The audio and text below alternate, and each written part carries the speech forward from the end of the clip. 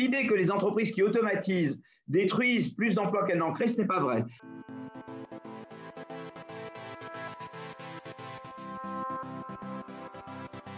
Écoutez, en tout cas pour le cas de la France, la crise a révélé l'ampleur de la désindustrialisation. Vous voyez, à part le nucléaire et l'aéronautique, on a perdu dans beaucoup de secteurs le leadership que nous avions. Voilà. Et donc, si vous voulez, je pense que ça va être le Covid, j'espère, est une piqûre de rappel qu'il faut vraiment s'atteler au chantier de la réindustrialisation de la France. Et la réindustrialisation, ça va se faire avec des nouvelles entreprises innovantes dans toute une série de domaines. Je pense dans le digital. Il faut qu'en Europe, on crée l'équivalent des GAFAM. Voilà, il faudrait des GAFAM européens. Je pense qu'également, dans le domaine de l'énergie verte, on peut faire beaucoup plus. Donc, je suis pour créer l'équivalent de la DARPA, mais en énergie, une ARPA énergie, pour pousser les nouvelles technologies vertes. Et je suis également en faveur de créer une BARDA, l'équivalent de la BARDA américaine dans le domaine de la biologie, pour pousser vraiment, vous voyez, parce que souvent il y a beaucoup de startups, on a vu qu'il y en avait même en France, mais les startups sont rachetées par des entreprises américaines parce que les financements sont aux États-Unis. Il faudrait que nous, on puisse retenir ces entreprises en Europe. Voilà, donc je pense que là, vraiment à partir du Covid, on va pouvoir lancer une nouvelle politique industrielle qui est vraiment une politique de la reconquête de nos chaînes de valeur en favorisant le développement de nouvelles entreprises qui puissent grandir en Europe, pas simplement démarrer en Europe et ensuite grandir aux États-Unis.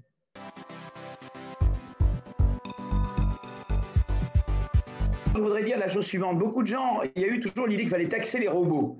Et je voudrais dire qu'en fait, ce n'est pas une bonne idée parce que en fait, les entreprises qui automatisent plus, eh bien, elles deviennent plus productives. Et donc, elles ont une demande beaucoup plus grande pour leurs produits, notamment une demande internationale.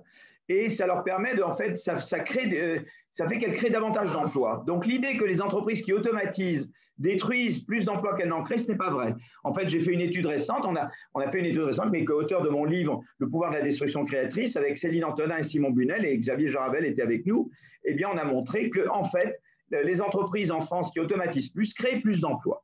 Donc déjà, je veux tordre le cou à l'idée que l'automation, la robotisation est facteur conduit à détruire des emplois plus qu'elle n'en crée. Ce n'est pas vrai, en fait. Voilà.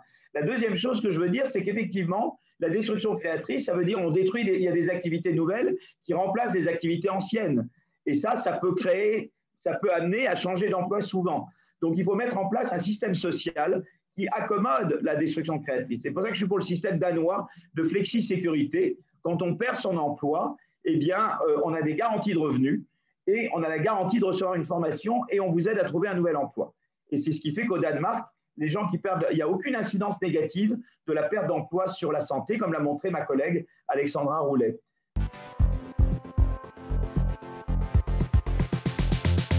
D'abord, il faut savoir que le rôle de l'État est un rôle d'abord d'investissement. Je pense que l'État doit investir dans un système d'éducation qui marche. Nos tests PISA se détériorent et elles sont très liées au milieu social. Donc ça ne va pas. Il faut vraiment que, je sais que le ministre de l'Éducation actuel va dans cette direction, mais il faut vraiment revenir au savoir de base et vraiment faire en sorte que nos tests PISA s'améliorent parce qu'on ne fait pas d'innovation sans une population bien éduquée. Donc ça, c'est la première chose. Et l'État a un rôle crucial à jouer pour investir dans un bon système d'éducation avec des bonnes performances. Pareillement, l'État doit investir dans un bon système de santé avec une population malade.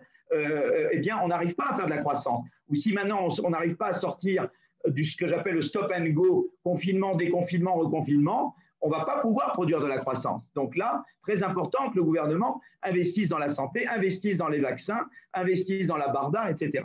Donc ça, c'est très, très important. Mais par ailleurs, c'est très important de donner un filet de sécurité. Je crois que le grand problème du capitalisme américain, c'est que c'est un capitalisme innovant, mais pas protecteur. En Europe, on est plus protecteur, mais on n'est pas assez innovant. Et moi, je crois qu'on peut avoir un capitalisme qui est aussi innovant que le capitalisme américain, mais aussi protecteur que le capitalisme danois. Et je pense qu'on peut arriver à ça. Et je pense que c'est le but. Mais ça veut dire l'action conjuguée des entreprises, de l'État et de la société civile. Et il faut ce triangle-là pour y parvenir.